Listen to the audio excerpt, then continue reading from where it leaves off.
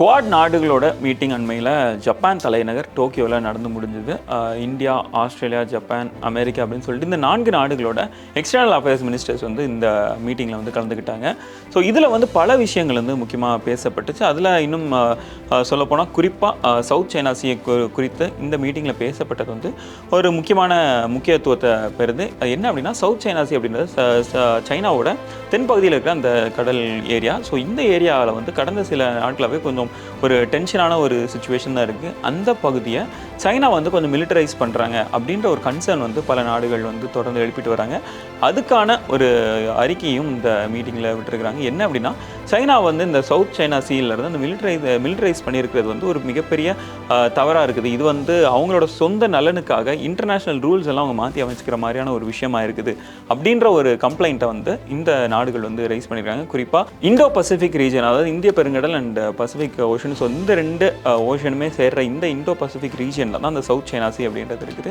So இந்த இடத்த militarise பண்ணுறது அப்படின்றது வந்து ஃப்ரீ அண்ட் ஓப்பனாக இருக்காது. இந்த மாதிரியான பகுதிகள் வந்து ஃப்ரீ அண்ட் ஓப்பனாக இருக்கணும். ஏன்னா இது வந்து இன்டர்நேஷனல் ட்ரேடுக்கான ஒரு முக்கியமான ஏரியாவாக இருக்குது அப்படின்ற ஒரு விஷயத்தையும் அவங்க சொல்லியிருக்கிறாங்க.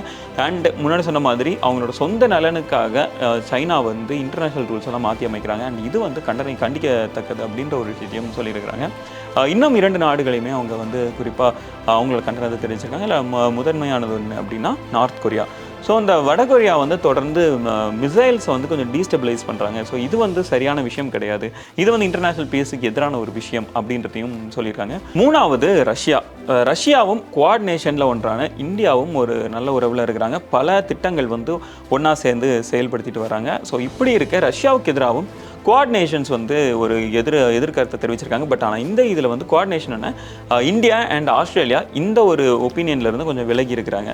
இது வந்து ஜப்பான் அண்ட் அமெரிக்கா மட்டும் சேர்ந்து விட்ட ஒரு ஸ்டேட்மெண்ட்டாக இருக்குது. அண்ட் இந்த ஸ்டேட்மெண்ட்டில் இந்தியாவும் ஆஸ்திரேலியாவும் பங்கு இல்லை அப்படின்றத தெரிவிச்சிருக்காங்க. என்ன அப்படின்னா, ரஷ்யா வந்து தொடர்ந்து நார்த் கொரியாவுக்கு சில வெப்பன் டீல்லாம் இருக்குது. ஸோ இது வந்து சரியான விஷயம் கிடையாது அப்படின்ற ஒரு விஷயத்தையும் அவங்க சொல்லியிருக்காங்க. அண்ட் இது வந்து அமைதியை குலைக்கக்கூடிய ஒரு மூவாக இருக்கும் அப்படின்ற மாதிரியான ஒரு விஷயத்தையும் அவங்க குறிப்பிட்டிருக்காங்க. அதே மாதிரி இந்தியாவுக்கும் சீனாவுக்குமான இந்த கான்ஃப்ளிக்ட் டைமை இதில் அட்ரஸ் பண்ணியிருக்காங்க. பட் ஆனால் இது வந்து அதுக்கு மேலே டிஸ்கஸ் செய்யப்படலை. எதனால் அப்படின்னா, இந்தியாவுக்கும் சைனாவுக்குமான இந்த கான்ஃப்ளிக்ட் வந்து 2 நாடு சம்மந்தமான ஒரு விஷயம். இதில் வந்து குவாட் வந்து தேவையில்லாமல் தலையிட வேணாம். குறிப்பாக அவங்க சொன்ன ஸ்டேட்மெண்ட் என்னன்னா, இல்லை 3ஆவதாக ஒரு நபர் எங்களுக்கு வேண்டாம், இல்லை 2 பைலேட்டரலான ஒரு பிரச்சனை தான், ஸோ இது நாங்கள் 2 பேரும் பேசி தீர்த்துக்கிறோம் அப்படின்ற மாதிரியான ஒரு குரலை தான் இந்தியா சார்பில் எழுப்பப்பட்டிருக்கு. அண்ட் இதில் வந்து 3ஆவதாக யாரும் வந்து ஒப்பீனியன் சொல்ல வேண்டாம், இதில் வந்து குவாட் தலையிட வேண்டாம், ஏன்னா இது வந்து எங்கள் 2 பேருக்குமான ஒரு பிரச்சனை அப்படின்னு சொல்லி இதை கடந்து போயிருக்கிறாங்க.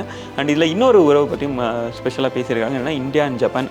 ஸோ இந்தியா அண்ட் ஜப்பான் வந்து தொடர்ந்து பல இன்வெஸ்ட்மெண்ட் வந்து மியூச்சுவலாக நிறைய விஷயங்கள் பண்ணிட்டு இருக்காங்க. குறிப்பாக இதுவரைக்கும் அவங்க வந்து 1400 கம்பெனிஸ் வந்து இந்தியாவில் வந்து ஒரு ஜாப்பனீஸ் கம்பெனி வந்து ரன் ஆகிட்டு இருக்குது. வருங்காலத்தில் இந்த ஒரு விஷயமே இதோட அதிகமாகிறதுக்கான திட்டம் வந்து இருக்குது அப்படின்றத சொல்லியிருக்காங்க. 42 பில்லியன் அமெரிக்க டாலர்ஸ் வந்து ஜப்பான் வந்து அடுத்த 3 ஆண்டுகளில் இந்தியாவில் இன்வெஸ்ட் பண்ண இருக்கிறதாகவும் இந்த இதில் தெரிய வந்திருக்குது.